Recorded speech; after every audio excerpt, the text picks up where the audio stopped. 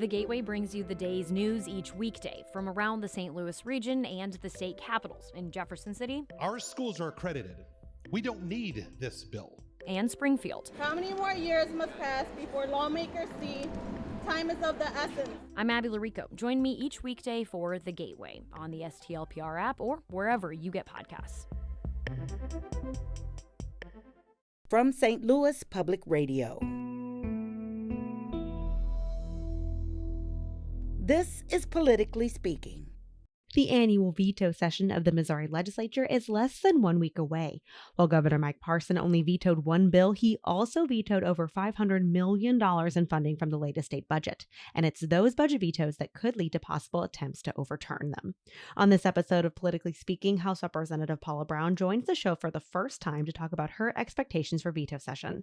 The St. Louis County Democrat also spoke on what responsibility the federal government has concerning nuclear waste contamination, as well as what education issues she expects to see come up again during the 2024 session. Let's hit the music. This is the Politically Speaking podcast, the definitive show about Missouri politics.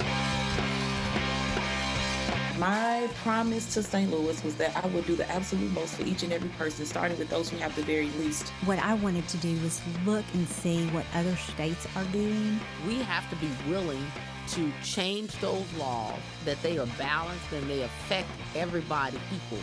As somebody that grew up in the St. Louis area, in North St. Louis County, I didn't know any lawyers growing up. We got to find long-term solutions to make government better, but also to be able to provide services to people. I don't want to leave that federal money that we've been leaving all these years on the table. We need to be spending this money to take care of Missourians. I thought we accomplished a lot this year, but a lot more needs to be done.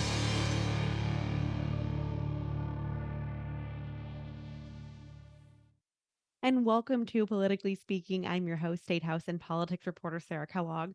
Joining me via Zoom in the St. Louis office, he is St. Louis Public Radio's political correspondent, Jason Rosenbaum. And our guest today joining Jason, she represents the 87th District in the Missouri House, Paula Brown. Welcome to the show. We're so excited to have you on. Since this is your first time on Politically Speaking, I would love for you to tell our listeners, what your district is, who you represent. Well, thanks, Sarah. I represent District 87, which encompasses Maryland Heights and a big chunk of Chesterfield. Very different from the district that I represented 2 years ago. Yeah, tell us a little bit about that. How did redistricting change, your district? I think I just stole Jason's question. So when I was in District 70, I represented a big chunk of Bridgeton, Maryland Heights, Creve Coeur, Chesterfield, and St. Charles. Now I have all of Maryland Heights, and I kept my Chesterfield area. Which, by the way, we talked about this before the show. She does represent the house that my grandparents owned in Chesterfield, where my dad and his siblings lived. So I'm sure that they're all surprised that a Democrat is representing Chesterfield, but the times they have changed. They have.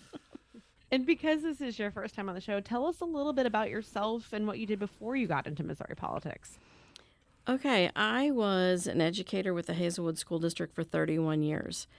A classroom teacher, middle school librarian, and the Hazelwood NEA president for 8 years.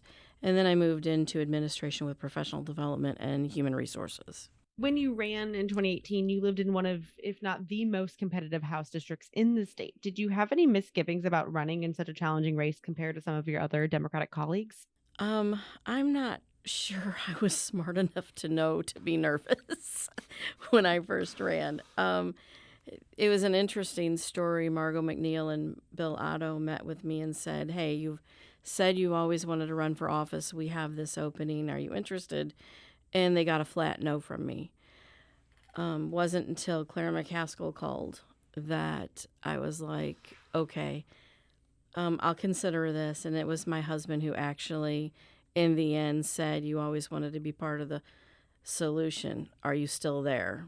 And I was like, okay. So we drove to Jeff City and I signed up to run. Do you think the fact that you had retired as a teacher when you made this decision, correct? Yes. I think that it's a more difficult ask for somebody who is not super wealthy and has what I would classify as a middle-class job to take a significant pay cut and be in Jefferson City 4 or 5 months out of the year. And I guess in your case, I don't think you could remain a teacher and be in the legislature. That is true. So, per Constitution. So I guess that also maybe tipped you in the direction of running as well. Is that fair to say? I would answer that by saying I could not have done it if I was still teaching. If I had not retired, I could not afford to take that pay cut. So you ended up defeating an incumbent. I did. Mark Matheson, who interestingly now is serving with you. Because we've talked about redistricting. He moved to St. Charles County. He ran in a district that is pretty Republican. So what is it like serving with somebody who you ran against? I know it's not unheard of in the Missouri legislature, but it is somewhat unusual. Yeah, it is somewhat unusual. It was a little awkward for like the first 15 minutes, and then it was fine. Mark is a good guy. He's doing some good work, and I actually enjoy working with him. So as Sarah alluded to, when you ran in for the first time, your district was super, super, super competitive. It is not as competitive after redistricting. I'm not saying it's like 90-10, but it's definitely a different district. Does that change how you legislate? Like, were you having to be more careful because you didn't want to offend like the Republicans in your district, or are you basically the same legislator that you were before redistricting? I'm still the same legislator. I always try to reach out to folks and see what they think. And my constituents have my cell phone number. They have my email address. They reach out all the time. I meet with them. And I try to represent what they have told me they want. Let's move on to your work as a legislator. You are the ranking member of two very intriguing committees, one overseeing elementary and secondary education, and the other dealing with natural resources and conservation. The education committee makes sense since you are a former teacher, but what got you engaged in the other committee? So my engagement in conservation is I'm one of those ticky little environmentalists, and my kids are environmentalists. My oldest son would love to save the world from all the climate change, and so I would say to you, he got me really involved in that. But clean water and clean air are of particular interest to me, so I just asked if I could be on, and then I got highly involved in several things through that committee. You know, something that's kind of been a topic lately, if there should be any state legal action over nuclear waste contamination. After the investigative report that came out in July, do you think that that would be a worthwhile action? It would. It would absolutely be a worthwhile action. Here's the thing. That report only said what we've all known. All it did was confirm. And that is not a happy confirmation, right? We would all have loved to have been wrong on that. But we weren't. And I will join with colleagues in asking our Attorney General to sue the Department of Energy. I believe that's the only direction we can go to get the compensation and the cleanup that is necessary to help those who've survived it or unfortunately not survived it, help their families, but also to protect the citizens that are here now. You think that taking legal action could be difficult because of the general concept that they are immune from litigation, or the companies responsible, since many don't exist anymore as they did when the contamination occurred? Of course, it will be challenging. However, the Department of Energy needs to step up and own their nonsense. Because we talked about this with Representative Doug Clemens, and we asked him also if the whole concept of federal government having immunity would make it difficult. I think that he inferred that maybe the federal government would just voluntarily make a settlement here because, I mean, you read that investigation, like the evidence is pretty damning that they did things that are not good. But I don't know. I could also see the federal government not wanting to admit fault just because they just don't want to. Like, what's kind of your... I know I'm asking you to predict what is in the mind of the Department of Energy, but from your previous answer, you don't seem to have a very good opinion of them. So do you think that they may not voluntarily provide restitution to the region? I'll answer that by saying I'd be shocked if they voluntarily provided anything. at this point.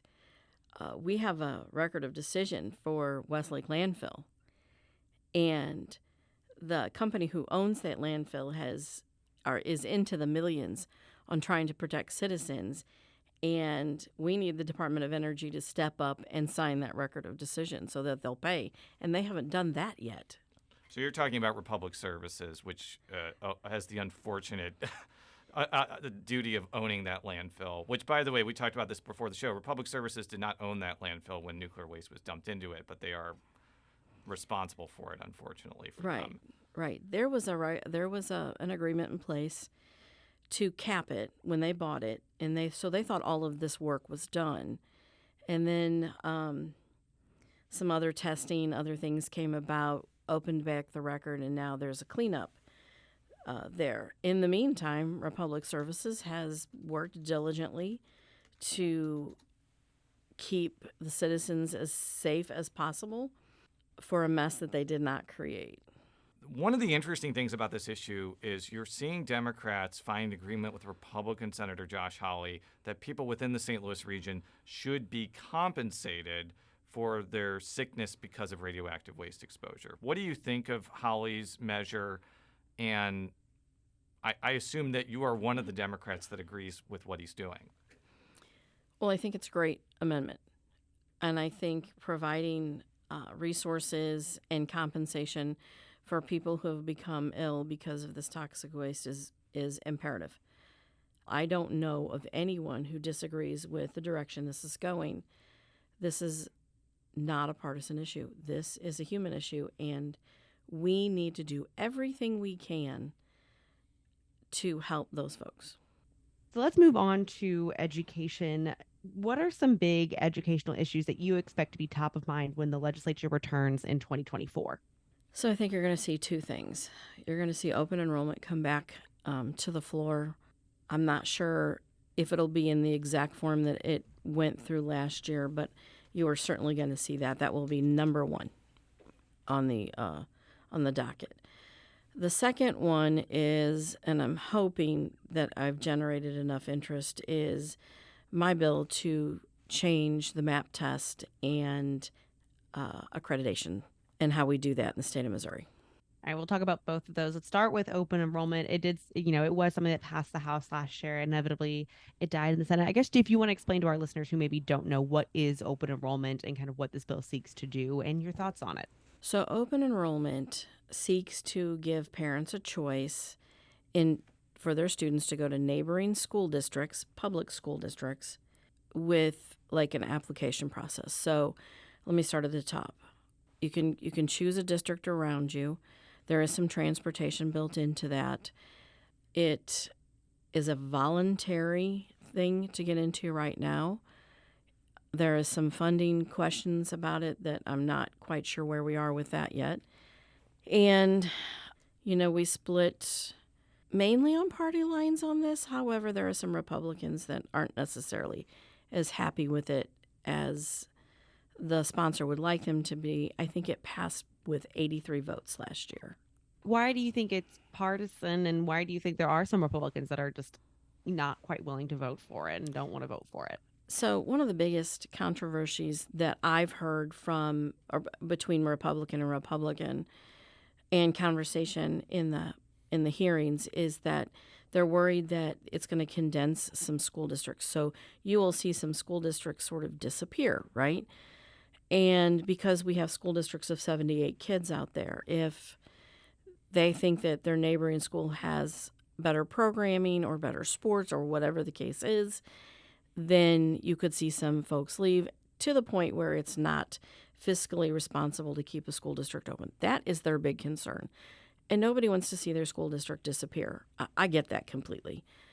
Democrats believe that this is just one more way to let charter schools expand, vouchers, and all the things that we don't support. I want to talk about the other bill that you mentioned would be kind of a topic. So talk about your legislation that you're hoping to advance in 2024. We're all familiar with the MAP test. And I know of no one who thinks it's the greatest thing since sliced bread. Most people don't like it. But my issue is it doesn't tell us what we really need for it to tell us. As an educator, what I want to know is, where did Tommy go from point A, the first assessment I give him in class, to the end point? How much did he grow? That's what assessment should tell us. The MAP test doesn't do that. It compares this year's third graders to last year's third graders. What does that tell us? I'm not sure that is an important number at all.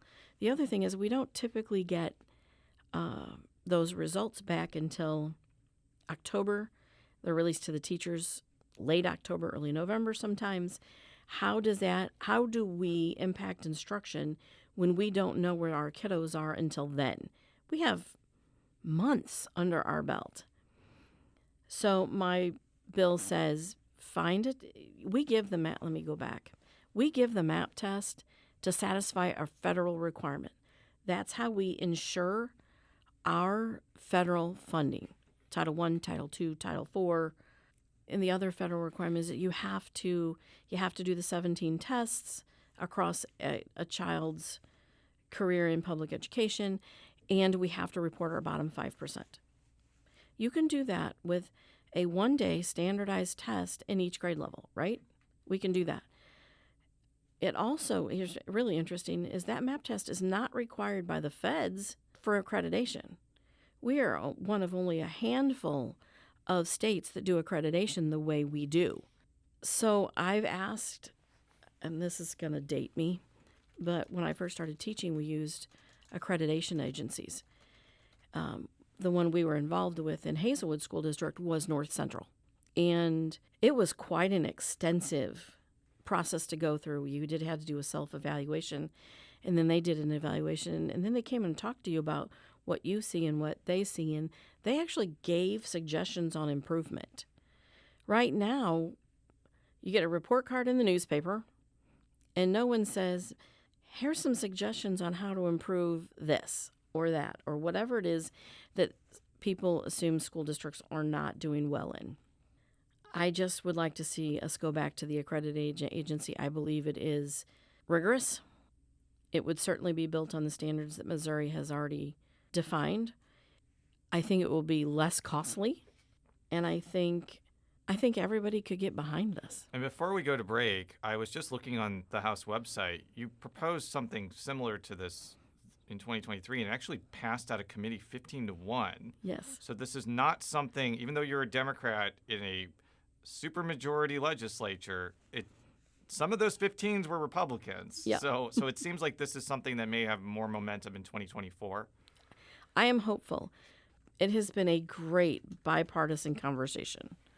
We worked together on this bill, my brainchild, but a lot of input from a lot of people who know some things way better than me, right? I'm very hopeful. I have found a lot of interest. We just couldn't get it to the floor in time. We need to take a quick break, but we'll be right back. If you have a smart speaker, you have access to the entire world of NPR and St. Louis Public Radio. All the latest news and all the captivating stories. Activate our voices with yours by telling your smart speaker to play St. Louis Public Radio. And we're back on Politically Speaking with our guest state representative, Paula Brown. Let's get back into it. And I want to talk about veto session, which is literally the day we're recording this, a week away, which is wild. What was your reaction to Governor Mike Parson's vetoes of roughly $550 million worth of items from the 2024 fiscal year budget? Frankly, shocked. There's approximately $6 billion sitting there. It was a bipartisan budget, probably one of the best I've seen since coming into the legislature. I think everyone was shocked that he vetoed so much. Governor Parson has defended his move, saying it's necessary to keep the state's financial house in order. And here's what he said last week during a visit to Fort Zumwalt East High School. You know, we had a $53 billion budget. You can't continue to do that and expect to have the money you need to be able to just sustain what we have already started. So, you know, people's got to understand this is a much bigger picture than just one district or one Senate district. This is about the entire state. You know, we've been very fortunate. Our revenues are up in this state. You know, unemployment's the lowest, but you got to manage the money just like any other business. And, you know, for me, it's about looking at the state budget 5 years from now, not just this year. Do you agree with the governor on this issue? What I would say is, let me back up. No. I don't agree with the governor. I would agree with the governor if he said you can't build raises or ongoing spending on some of this one-time money, right? Because you can't. But there are things that can be done right now with that money that would help every citizen in the state of Missouri. That's what that money was about. The governor also talked about speculation that lawmakers may try to override his objections, which is an available option during veto session. And here's what he said in St. Charles County. I don't think there'll be overrides in September. There may be somebody will try to do that, maybe in the House, but I don't think the Senate's going to do that. And I think the other thing is, I think if people really analyze what happened in every district, whether it's a Senate district, House district, everybody's got something in the whole budget plan. Well, I would agree with the governor. I think there might be something that tries to happen in the House, but I don't see the Senate having the appetite to override the governor's vetoes right now. You know, one of the other things that Parson mentioned in a lot of his vetoes was that the legislature passed a tax cut bill that eliminated taxes on Social Security and state pensions. And full disclosure, I'm a vested pensioner in the University of Missouri system, so this is not an issue that does not affect me. But do you think that that is a valid concern, that, you know, there has to be consequences to actions when you end up cutting taxes? There are absolutely consequences to actions when you cut taxes. I'm not sure that I disagree with cutting those particular taxes that you said. I, too, for full disclosure, am a recipient of the Missouri State Teacher Pension. However, it wasn't the only taxes cut, right? And so we are going to see, and I would love to be wrong on this, but I think we are going to see a loss of revenue, maybe not this year or even next, but eventually we'll see a loss of revenue because you cannot keep cutting and expect that the same money flow in and be able to pay for the things that we've paid for in Missouri. So in the past, when there have been successful efforts to cut the Social Security tax or the state pension tax, the argument from proponents say this will entice Missourians who are retired to stay in the state or incentivize people from other states to settle in Missouri in their retirement. Do you think that has any that argument has any validity? It does. Look at the states that people moved to. My parents were lifelong Missourians, and when they retired, they moved to Illinois because their pension, my mom's pension, wasn't taxed. And she had a decent pension from Boeing, and so that was it's an absolute factor of why people might move. Once the veto session ends, it will only be a few months before lawmakers return for the 2024 session. What are your expectations for how an election year legislative session will transpire? From experience from the last two cycles, what I would say is they'll be in full campaign mode. I think you'll see a lot of crazy things come back up, things that Missouri voters have already said we don't want, but I think you'll see some of those kind of campaign type situations come up on the floor, both of the House and the Senate. What would those issues be? So I think the initiative petition process is going to be front and center again. Yeah, we've talked a lot on this program about amending Missouri's constitution and how Republicans are bringing up that bid to make it more difficult to amend. Do you think there could be some hesitation to pursue that now after Ohio voters rejected a similar proposal? Nope. I think they're going to put it in overdrive and head full steam ahead. Now, on the last day of session, House Speaker Dean Plocher linked efforts to make the Constitution harder to amend with likely efforts to try to legalize abortion in Missouri. And some Democrats were like, wow, he's saying the quiet part loud, because that had been an assumption. But that was a linkage in Ohio for sure. Do you see the two issues as linked? Absolutely. And explain why. Well, if we maintain where we are right now with the 50% plus one, it is going to make it much easier to make women's health care issues, get it on the ballot, and with the likelihood of it passing. So that's just, I think it's a simple connection that he's made because we have people who, Missouri is unique. We're a red state, but when it comes to some social issues, we vote blue. It's very, very odd to me as I watch some initiative petitions go through. So let's kind of segue into the election.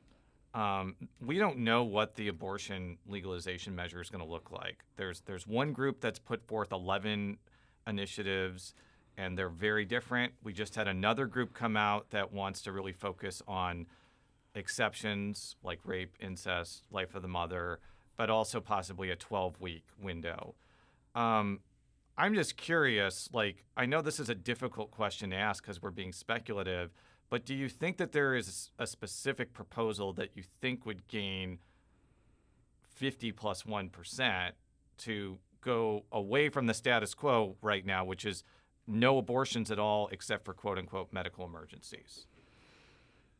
I don't really know that I can answer that question, to be perfectly honest. Have you read through all of the language? I've read through some of them, but not all of them. The writing of them is confusing in most situations. And when you look at ballot initiatives, as the election gets closer, the number one call I'm going to get is, can you explain Prop A, Prop B, or whatever the situation, whatever they're calling it. So I'm concerned that we're going to have a lot of trouble with how the language reads and how confusing it might be. I don't know that I have a good feeling about what if one could pass over another. I think that the other issue, especially with we're going to put it into two categories. There's one group that has 11, and there's a new group that has 6. The group that has 11 has been ensnared in what I can only describe as legal hell for the last few months. First, like the fiscal note situation between Scott Fitzpatrick and Andrew Bailey took up a lot of time. That there's another lawsuit over that from 2 of your colleagues, Mary Elizabeth Coleman and Hannah Kelly, and the group is suing over the ballot summary from Secretary of State Jay Ashcroft. And I don't know if this new group is going to face a similar legal thicket, but it's not out of the question. I guess that brings up the more important question. Do you think there will be enough time to gather signatures if they have to get through this legal gauntlet? No. They will not have enough time. I was listening to a program, I can't remember which one, that was talking about the fact that we're going to, even if we can get it done, say by the end of the year, I don't see it. Signature gathering is an immense project, right? You have to have it from all over. You have to have enough. You have to have them verified. So I don't know that there will be enough time to gather signatures. I would hope that there would be, but I don't know that. I don't see that happening. An intriguing thing for me is to watch. We have a fully Republican-led state-level positions, right? Statewide offices, yeah. Yeah, and they're fighting amongst themselves. So I'm like, okay, they don't agree. The Democrats certainly don't agree with most of what's happening. There are Republicans that are like, what are we doing? So this situation could get nervous. And if we pass some kind of initiative petition, I don't know what kind of extra ringer that throws into the mess. Yeah, the whole legal funhouse mirror about what happens if a effort to make the Constitution more difficult to amend passes in August and how that would affect a November abortion initiative is so headache-inducing that I think we're going to move on to another race, Sarah. I think we are, and we're going to talk about the governor's race. What do you think about House Minority Leader Crystal Quade running for governor? Well, I'm really excited that she's running for governor. Our top Democrat leader in the House, she's smart, she's thoughtful, she's purposeful, and she lives in Springfield, right? So she's used to a 50-50-ish type situation. She knows what outstate voters want. She actually talks to voters and gets their opinion. And she has made some decisions that, while maybe not her personal belief, certainly fit what Missourians have asked for. I'm pretty excited. So do you think that So do you think that any of the three GOP candidates, Lieutenant Governor Mike Kehoe, Secretary of State Jay Ashcroft, and State Senator Bill Eigel, they're all running for that post. Do you think any of them would be easier to defeat than others? And if so, why? I don't know that I think any of them would be easier to beat, except maybe Bill Eigel. He does not have the name recognition that both Lieutenant Governor Kehoe and Ashcroft have. So I think he might, should he win, I think she would really benefit from that. So interestingly, the Republicans have primaries in like every statewide office. But the one that the Democrats have a primary in is the U.S. Senate race, where you have Lucas Kuntz, Carla May, and Wesley Bell running to face off against Josh Hawley. First of all, before I ask you, have you endorsed anybody in that race? I have not. I typically don't endorse in primaries. I want to help whoever is the candidate, and I will do that wholeheartedly. But endorsing in a three-way primary it's just not conducive, I believe, for a sitting representative. Okay, I'm glad that we just wanted to get that out of the way. Do you think that it is a good thing that there is a primary in this race, given that whatever you think of Josh Hawley, and I know a lot of Democrats hate him for a lot of reasons, he did defeat Claire McCaskill, and he will be a challenging opponent to beat. So do you think it is a good thing or a bad thing that there's a primary here? Primaries always concern me because we spend so much money in primaries. And if you look out at constituents these days, they're less and less likely to contribute to campaigns because they're frustrated with us. And who blames them, right? As a body, we haven't done all the things that we should do for the average citizen. So it might be good policy-wise so that voters can pick the best person that they think could defeat Josh Hawley, but paying for a campaign, as you know, is wicked expensive, and that's a lot of dollars spent. Now, before we let you go, I do want to talk about the state legislature, since that is where you are right now. And you are going to be running for another term. How do you think House Democrats are going to fare? I know it's really early. I know there's a lot of things that could affect things, but the House Democrats did really well in 2022. And I think that there's an expectation that they may be able to inch their way back up to having more people. What's kind of your thoughts at this very early juncture? Hopeful. So we had 5 candidates last year get within 500 votes. One candidate got it within 49 votes. So I am anticipating and hopeful that we will gain at least another 4 seats. That is my hope. That's what I think. If we get concentrated, not to say that not every candidate is important, but we don't have candidates running in every seat, right? So really focus on the ones that we can win, because I think there are 4 or 5 out there that we can take back. We need to inch closer to just breaking the supermajority, so that requires us to work together more, and that's what the citizens of Missouri want. They're sick of all the bickering. They are sick of hearing it. And I get that phone call or that text all the time.